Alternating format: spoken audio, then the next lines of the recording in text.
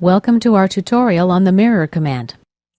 First, let's activate the mirror command from the Transformation Features toolbar. The icon is active now, but nothing happened. That's because we didn't select a plane or planar face.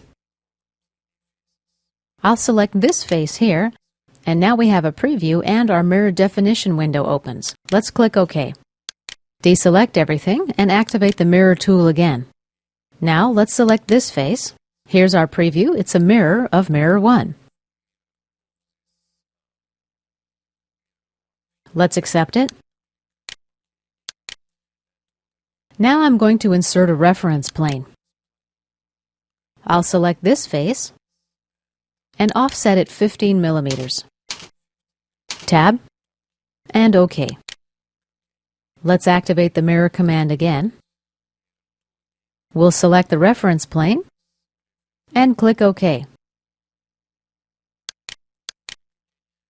Let's insert one more reference plane. This time we'll select this face, offset 15 millimeters, OK. Now let's activate the mirror command, select our plane, and click OK.